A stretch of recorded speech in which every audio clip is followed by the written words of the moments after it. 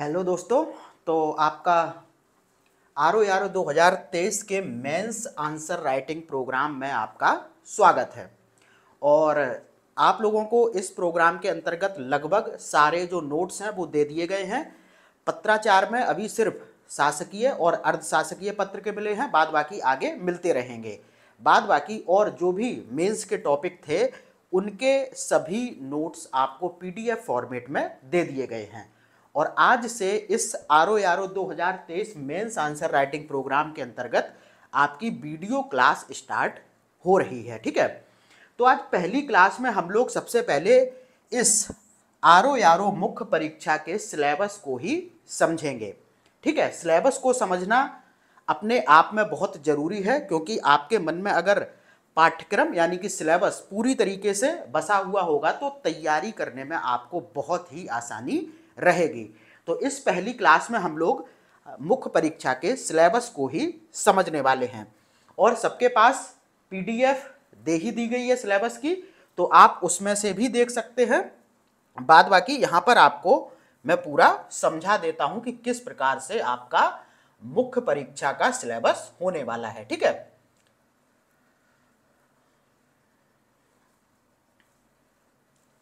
अब देखिए RO मुख्य परीक्षा की बात करें तो इसमें आपको कुल 3 पेपर देखने को मिलेंगे।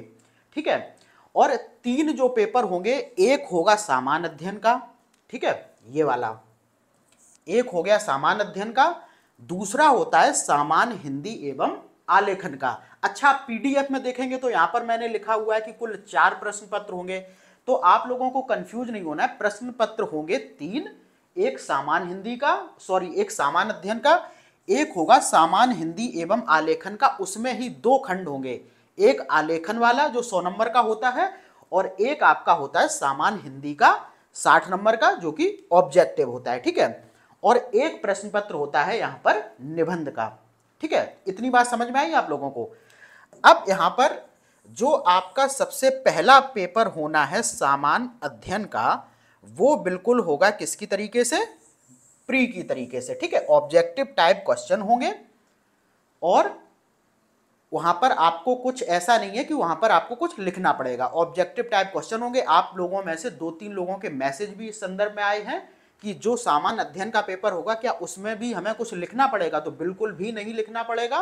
वास्तुनिष्ठ यानी कि ऑब्जेक्टिव टाइप का पेपर होगा। समय कितना होगा, 2 घंटे, और प्रश्न कितने पूछे जाएंगे, 120।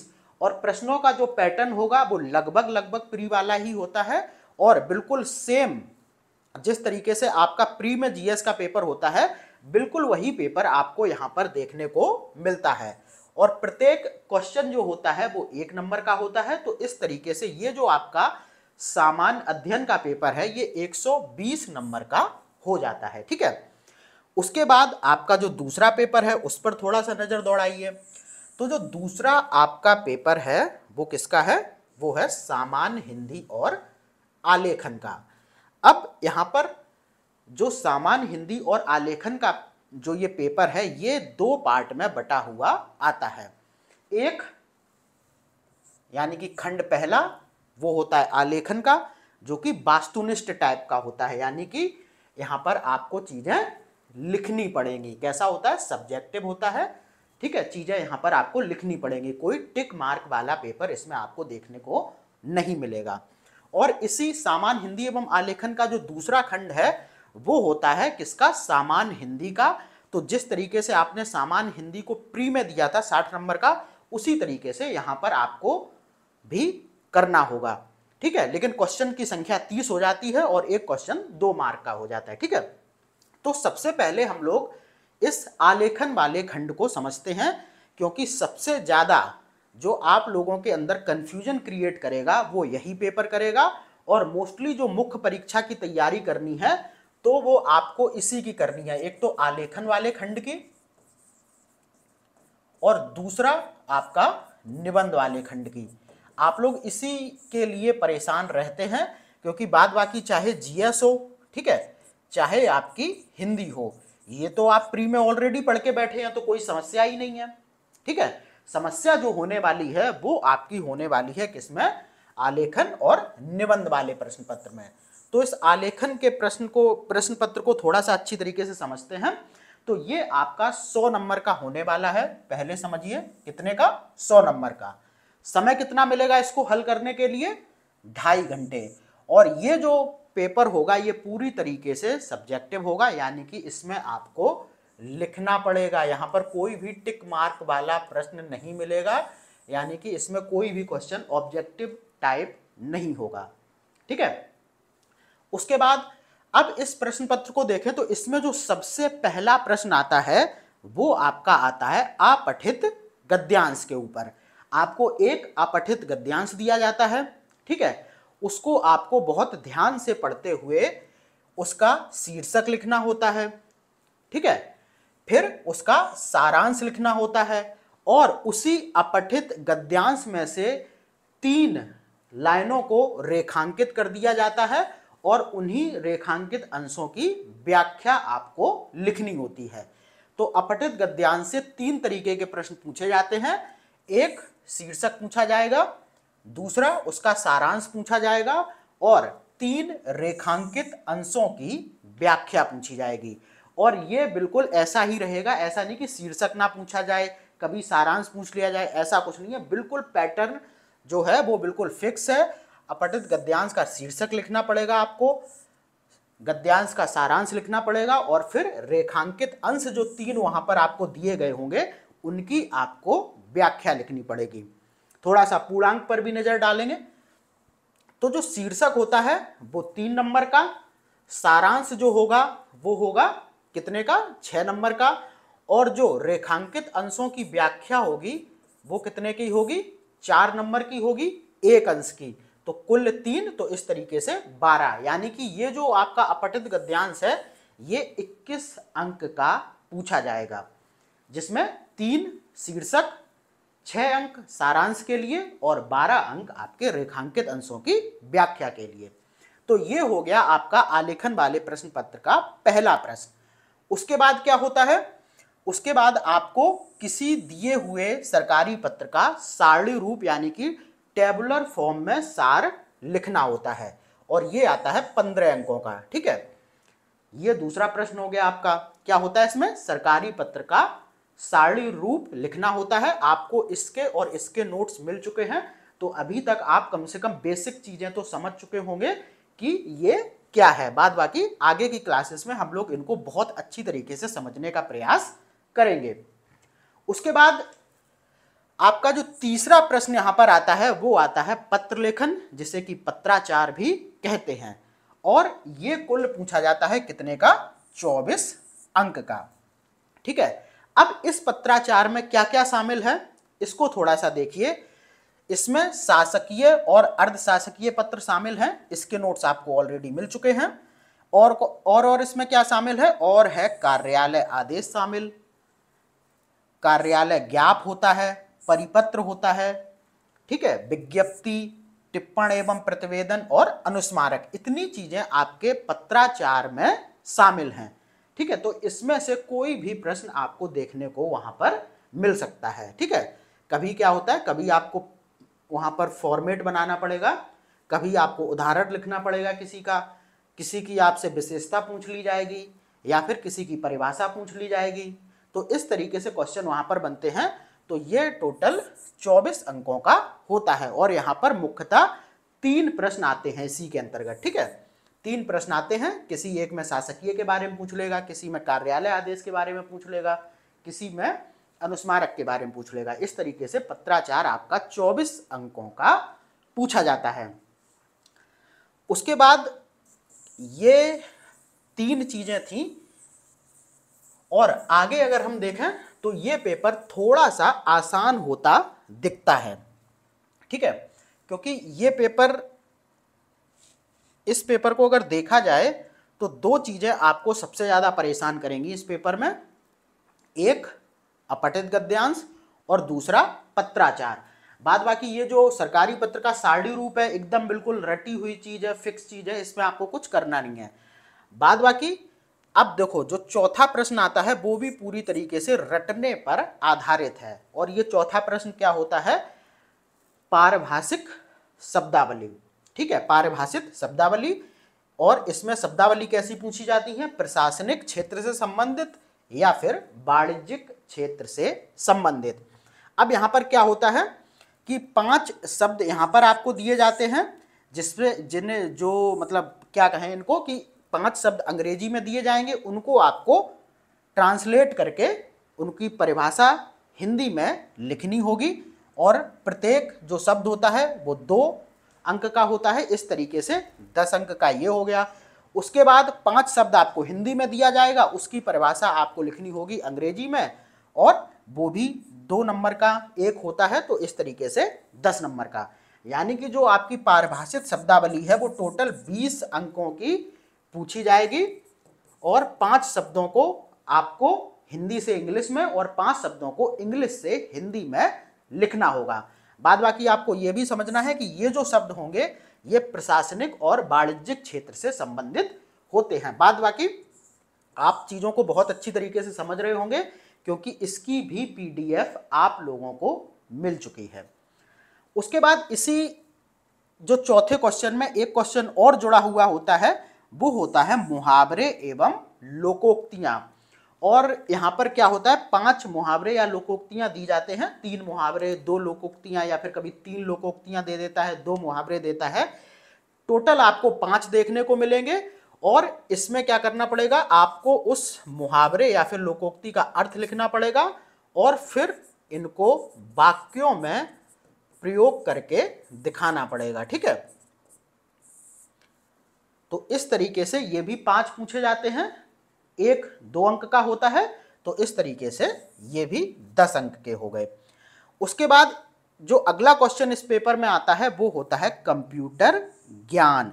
इसमें भी आपको 5 छोटे छोटे क्वेश्चन देखने को मिलते हैं, जैसे कि एमएस एक्सेल क्या है, कंप्यूटर की विशेषताएं क्या हैं, ठीक है, रैम और रोम में क्या अंतर है, सॉफ्टवेयर क्या होता है, हार्डवेयर क्या होता है, ठीक है, जीपीआरएस क्या होता है, एमएस डॉक्स क्या होता है। इस तरीके के एक कंप्यूटर की जो बेसिक जानकारी होती है उससे संबंधित क्वेश्चन आते हैं। तो 5 क्वेश्चन पूछे जाते हैं, प्रत्येक होता है 2 अंक का, तो इस तरीके से 10 अंक का आपका कंप्यूटर हो गया।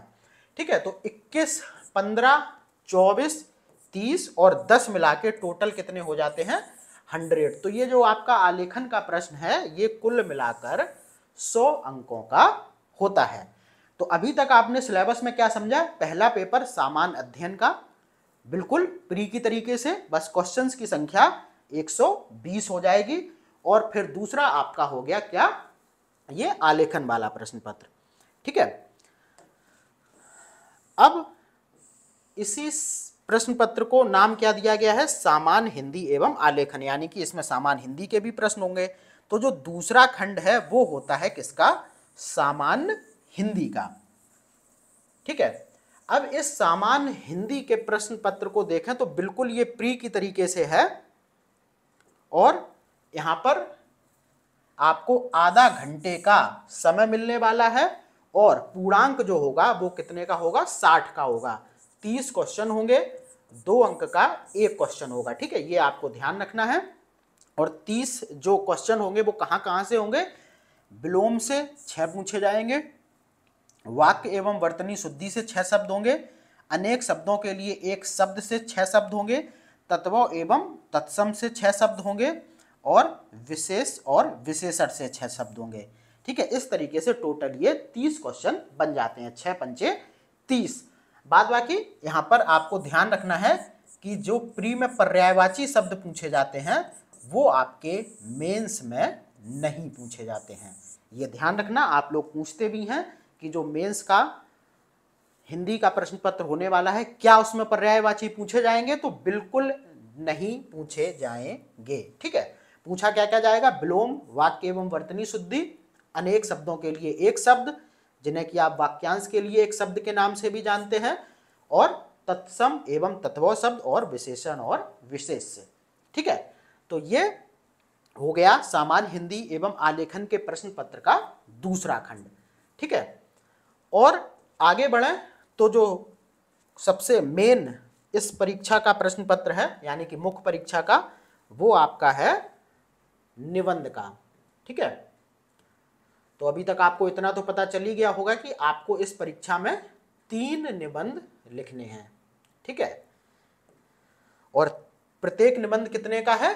प्रत्येक निबंध है 40 अंक का, 600 शब्दों की शब्द सीमा रहेगी, ठीक है। प्रत्येक निबंध कितने का रहेगा? 40 अंकों का, और शब्द सीमा कितनी होगी? 600 शब्दों की। और यहां पर आपको 3 घंटे का समय मिलेगा, तो यानी कि एवरेज अगर आप लगा के देखें तो एक निबंध के लिए आपको 1 घंटा दिया जाएगा। बाद बाकी अब आपको यह समझ लेना थोड़ा सा जरूरी है कि निबंध ऐसा नहीं होगा कि वहां पर सिर्फ 3 दिए होंगे और तीनों आपको लिखने होंगे, ऐसा नहीं होगा। निबंध के प्रश्न पत्र में 3 खंड होंगे और प्रत्येक खंड में 3 टॉपिक दिए जाएंगे निबंध के, और आपको प्रत्येक खंड से 1 निबंध लिखना है। ये गलती मत कर देना कि पता चले या आप ये करें कि खंड 2 से ही 2 लिख के चले आए, या फिर खंड 1 से आप तीनों लिख के चले आए, ऐसा नहीं करना है। आपको प्रत्येक खंड से 1 निबंध लिखना है, ठीक है। बाद बाकी निबंध आपको हिंदी में ही लिखना है। बहुत से लोग पूछते हैं कि क्या हम वहां पर इंग्लिश में निबंध लिख सकते हैं? नहीं लिख सकते हैं, आपको निबंध को हिंदी में ही लिखना है, ठीक है। तो अब जो खंड पहला होता है, जो उसमें 3 निबंध होते हैं, उनके टॉपिक देखिए क्या क्या होंगे। जो आपका खंड 1 में पहला निबंध दिया जाएगा उसका टॉपिक संबंधित होगा साहित्य और संस्कृति से। दूसरा जो निबंध आएगा उसका जो टॉपिक होगा वो सामाजिक क्षेत्र से संबंधित होगा, और तीसरा पहले खंड में जो निबंध आएगा वो होगा राजनीतिक क्षेत्र से संबंधित। उसके बाद दूसरे खंड की बात करें तो यहां पर आपका जो पहला निबंध होगा वो विज्ञान, पर्यावरण और प्रौद्योगिकी से संबंधित होगा। दूसरा निबंध होगा वो होगा आर्थिक क्षेत्र से संबंधित, और तीसरा जो निबंध होगा वो होगा कृषि एवं व्यापार से संबंधित। इसके बाद अगर हम लोग तीसरे खंड की बात करें तो उसमें जो पहला निबंध होगा वो होगा राष्ट्रीय एवं अंतरराष्ट्रीय घटनाक्रम पर आधारित। दूसरा जो निबंध होगा वो प्राकृतिक आपदाएं, भूस्खलन जैसे कि चक्रवात, भूकंप, बाढ़, सूखा इत्यादि पर, और तीसरा जो निबंध होगा वो होगा राष्ट्रीय विकास योजनाओं पर। तो इस तरीके से निबंध के प्रश्न पत्र में आपको 3 खंड देखने को मिलेंगे। प्रत्येक खंड में 3 निबंध दिए गए होंगे, और उन 3 निबंध में आपको किसी एक टॉपिक पर निबंध लिखना होगा, ठीक है। तो ये टोटल कितना हो गया आपका निबंध का पेपर? 120 अंकों का। तो अब यहां पर मुख्य परीक्षा के कुल पूर्णांक की अगर हम लोग बात कर लें तो 120 जीएस वाला हो गया आपका, ठीक है। और जो सामान्य हिंदी एवं आलेखन वाला था वो कितने का हो गया? 160 का, यानी कि 100 आलेखन वाला और 60 हो गया आपका हिंदी वाला, ठीक है। और 120 आपका हो गया कौन सा? निबंध वाला। तो इस तरीके से आपकी जो आरओ की मुख्य परीक्षा है वो कितने की हो गई? वो हो गई आपकी 400 अंकों की, ठीक है। तो 400 अंकों की मुख्य परीक्षा है, और अगर आपको सिलेक्ट होना है तो लगभग आपको 265 से 275 तक का टारगेट यहां पर लेकर चलना होगा, ठीक है। तो आज की इस क्लास में हम लोगों ने आरओ मुख्य परीक्षा के सिलेबस को बहुत अच्छी तरीके से समझ लिया है, और इस क्लास को हम लोग यहीं पर समाप्त करते हैं, ठीक है। और अगली क्लास में जो हम लोग बात करने वाले हैं वो बात करेंगे अपठित गद्यांश की, ठीक है। और उसमें हम लोग सबसे पहले देखेंगे कि किसी अपठित गद्यांश के शीर्षक को कैसे लिखते हैं, और शीर्षक को पहचानने के लिए क्या क्या दिशा निर्देश आपको फॉलो करने हैं। तो इस क्लास को हम लोग समाप्त करते हैं और मिलते हैं दूसरी क्लास में।